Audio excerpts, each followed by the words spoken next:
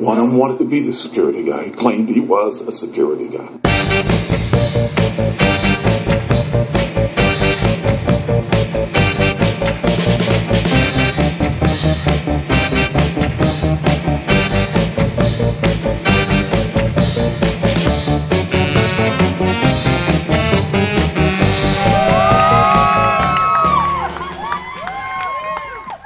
All right, welcome to Security Guy Radio. What's your name, sir? Jesse Chen with Vivotek. Of course, I know that because Jesse Chen from Vivotek is one of my favorite vendors. Thank you. You guys had the best stuff. It's unbelievable. Thank you. What's new today? So what we're showing here is we're actually showing an H.265 product. We have the FD8171-HT. It's a 3 megapixel indoor dome with remote focus and WDR, and it also has H.265. So what we have on this display right here is we have two of them side by side. One's on H.265, one's at H.264, and we're showing the bandwidth difference. It's like, well, it's more than half. Right now it's showing half. Yesterday it was mostly around 40%, but yeah, we're getting lucky right now at 50. It looks like half. Now, what's a price point on things like this? So the MSRP on that model right there is $900. So it's very much the same as our current H.264 lineup. That's very reasonable to me. Very reasonable. Where would you apply this? Who's your end user on this? Because it's pretty high end stuff, right? But it's anywhere where there's bandwidth limitations. So now you could, if you couldn't get 3 or 5 megapixel before because of bandwidth issues, right, or you couldn't deploy 20, 30 of these in that opportunity. Now you could get that bandwidth down and get higher resolution. Are you finding that this is the challenge in the biz, the bandwidth thing? There's multiple challenges, but that is one of them. Yeah, I just find that although they say there's bandwidth, it seems like, I don't know if we're running out of it or what it is. Or there's just more people in the space or what? It's also bandwidth. It's also storage as well. Come up a little higher in your mic, just to be safe. It's storage as well. Storage, right? Okay, yeah. So what's the recommended storage on something like this? It depends on the opportunity. For instance, if there's a certain type of certain industry and they have a certain regulation, they might require 30, 60, 90 days of retention. Well, that's true. Yeah, compliance issues. So something that requires 90 days, you're going to want something with like H.265 to use up less hard drive space. So the quality in that's unbelievable. Mm-hmm. And we're showing it right here with one of our partners, Genetech, right, on Security Center, and they are supporting H.265 already too. So we partnered with them to display, and I say that's a pretty awesome image. I'm going to zoom in on this a little bit here. All right. All right. I mean, that's such high resolution. It's unbelievable. And let's say this camera was 5 years ago. How much bandwidth was it using back then for this quality? For storage? I don't remember. It's a lot, right? Like double or something. We didn't have a 3 megapixel 5 years ago. Well, that's true. That's true. But the point of this is we have a super high resolution and much lower storage. Yes. Now, is that a compression ratio? Is it an algorithm? How do you guys get it down so low? I'd have to bring my sales engineer into that to help answer that, but it's a secret sauce in the H.265 that I'm not privy to. That's all right. That's all right. All right. And this camera is available in November. Oh, it's brand new again. Every time I come here, you guys got a brand new camera. How many new cameras do you guys roll out a year? Probably at least 20 to 30, sometimes more. Serious? Than that. Yeah. Vivotek, my favorite camera vendor, I'm telling you. How's sales, by the way? Sales are going good. Any big projects like that people would know about or should know about? Or I don't really want to talk about those. That means there are some, though. There are some. Yeah. All right. Yeah. I'd rather not let any of my competition know. All right. Well, that's a good point. That's a very good point. All right, let me get a close-up on this thing so we can see that camera. All right. That's the one right there. And available on your website, right? It'll soon be on the website. Probably at the end of October, we'll post it on the website. Now, if somebody watches this, and we hope somebody does watch my show, that's the idea. Could they get a hold of you now to start looking at this product? They could email us at salesusa@vivotek.com, or they could call our number in San Jose, 408-773-8686. Right. You got another thing you want to show me? Yes, I do. All right, let's move it on over. Okay. So what we have here is kind of a overall showing a lot of our fisheye products. Okay. Previously, I showed you, our IR fisheye and some of the other that's ones. almost the right angle one, right? Yeah. Yeah. But look how many we have now. So we have a 12 megapixel with IRs. We have a 5 megapixel. We have a smaller one right here. That's an indoor one. We got our 180 vandal-proof one I showed you at That's ISC one I West. liked, right? Yep. Yeah. So is that camera on this display here? Because before we go, I want to show that to everybody again. It's an amazing camera. Is that one hot? That one right now is very popular. Yeah. Everyone we introduce it to is very much inclined to Yeah, take the a last look at show I was standing in front of the camera, and it projected almost a right angle to me. it. Yeah. That's unbelievable. Yeah. Now, is that achieved through software manipulation? It's, we set the fisheye to just be at a 180. Is that the camera? Yeah. Okay. So not doing any dewarping here like our ceiling mount fisheyes. We're just doing it as a 180. All right, so this is the camera right here. I'm going to stand And if you look right here, back. good thing you have a long cable. Yeah, walk to the side. Okay. All right, now stay there. All right, so here's where Jesse is on the camera, but look where he is in reality. He's almost flush to the camera and monitor. That's unbelievable. Thank you. Unbelievable. You guys must be the best at that. Are you the best at that? I'd say with the fisheye stuff, we're the best at it. Yeah, absolutely. Yeah. And I wouldn't even consider that fisheye. I mean, it's even less warping than a GoPro, and that's really a fisheye, really. That's really amazing. Yeah. And one of the great things about this is it sticks on a wall. It's pretty flush. And you're doing just one sensor as opposed to the multi-sensor 180s, which we are releasing one as well now. But compared to that, you're using one sensor as opposed to 4. So the bandwidth, storage limitations, are much reduced. Now, why do you need this one up here, a 180 view, if it's already fisheye? That one will get you further coverage. How much more could you have than everything? That's amazing. Let's see. Can we see it? Oh, that'd be great if we can see it. So it's right down here. Okay. So if you look at the bottom of the screen here, that is the multi-sensor 180. So it's 4 3-megapixel. Wait a second. Sensors That's stitched together. So the software is stitching these together. I'm looking. Is that 360? It's 180. 180. But what we're seeing here, as opposed to the previous one we looked at, it doesn't have a warped view. It does not have a warped view. Because it's stitching together. Yeah. That's amazing.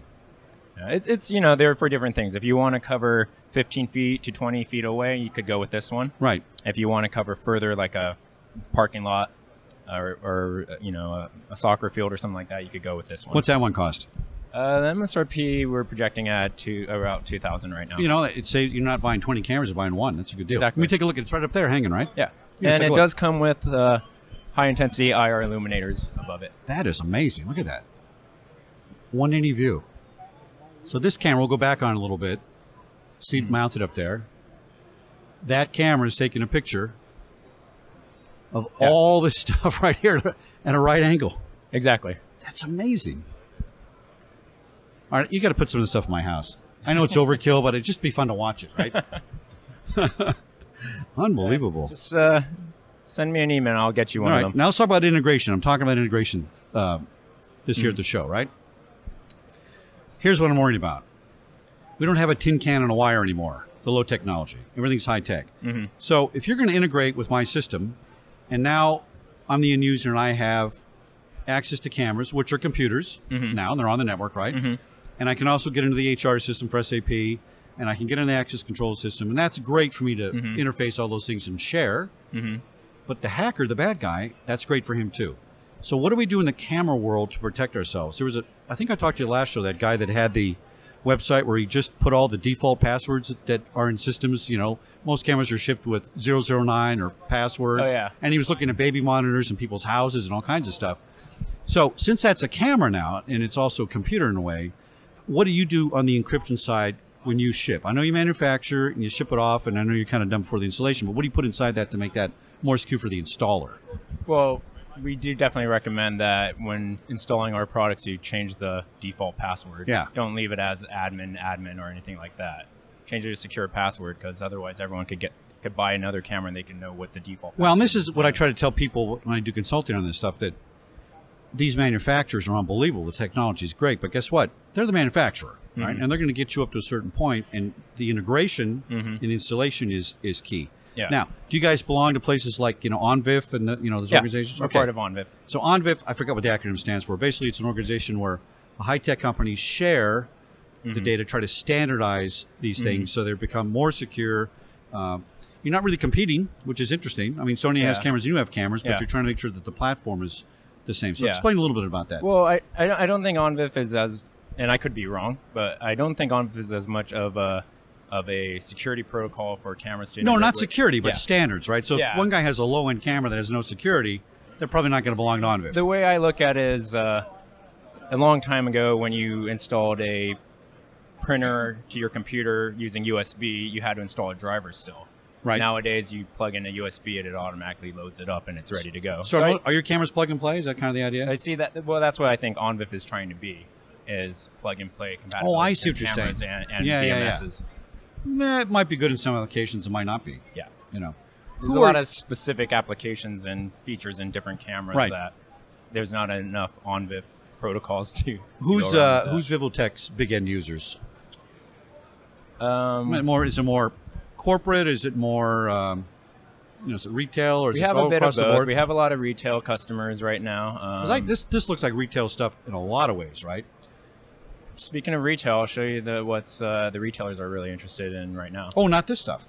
Other things. things. They are interested in these. Right. But I'll show you the All right, next let's go thing. look at that. All right, great. I got to see what I'm looking at here. So, sorry, I misunderstood the last question. The segments that we do really well in right now are retail.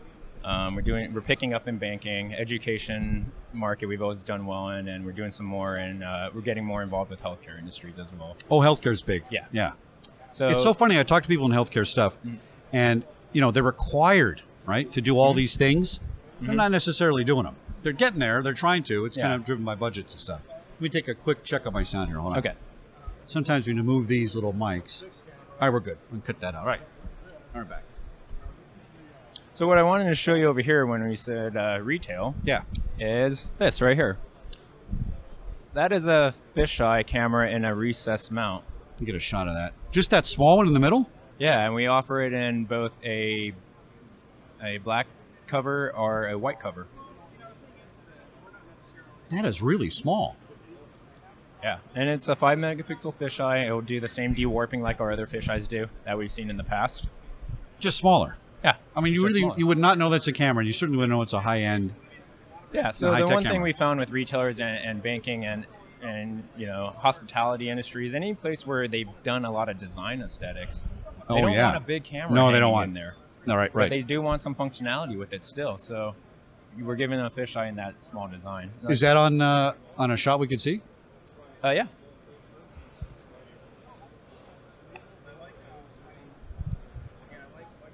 Let me scoot them over. Oh, good. So if we see right here, we have it also available in a how it drops down. That's housing. kind of interesting. Yeah. So it's kind of like a teardrop shape. Yeah. And again, we have it in, you could do black or white. And right now in these ones, we're showing, those are 1080p with WDR. All right. So that's what we have down here. This is the bottom shot right there. Mm-hmm. Close up. That is an amazing picture. And then the last thing we have is this image right here. It's a little hazy, but we have a pinhole camera coming out now. Okay, now that I have to have. I have to buy all these gadgets. That's amazing. Take a picture of that. All right, so that's a very clear shot, and it's coming from this this little hole right here. This guy right here. Yeah, keep your finger there. That's but it's amazing. It's flush, right? And I'm still getting a great shot, almost 180. Yeah, it's a 1080p with WDR. Unfortunately, at these trade shows, we can't really demonstrate WDR that well because there's no sunlight coming in. Right. Yeah. But going back to the recessed cameras, this is the actual size of it. It's a 2-inch hole saw, and it's all PoE, and it goes in the ceiling like that. How easy is that? And this is just a magnet. Right. You can tilt the lens with a Phillips screwdriver. That's amazing. Show the backside to my nieces and nephews so they understand. Yeah. It's an IP connection. Yeah, and it's got a micro no more SD card hardwire too. Oh, no kidding. Yeah. Now, is that for local storage in case something goes down? You have the last hour on there or something? Exactly. You could do some fabulous. backup. With different softwares, you could actually sometimes have some edge recording to it too. Right. Yeah. Any sound on these things? This one does have a mic input as well. Yeah. I love coming to this show. I love coming to your booth. It's amazing. Thank you. And the MSRP on the 1080p version is $375. That's it? Yeah. And the fisheye version is $500. All right. So now I'm thinking, being crazy like me, I'd want to buy one of these. I mean, I could buy this and put it in my house. I got Cat 5 in my house, right? Yeah. And literally, I could buy that, plug it into my network, and I got a camera, right? Exactly. That's amazing. Very, very interesting. Jesse? So just email me and I'll get you the inside deal. Absolutely. Well, thank you very much. Thanks for taking care of Security Guy Radio. I appreciate it. problem. Jesse, thanks for coming on again. A Thanks pleasure. again, Chuck. All right. Thank you so much.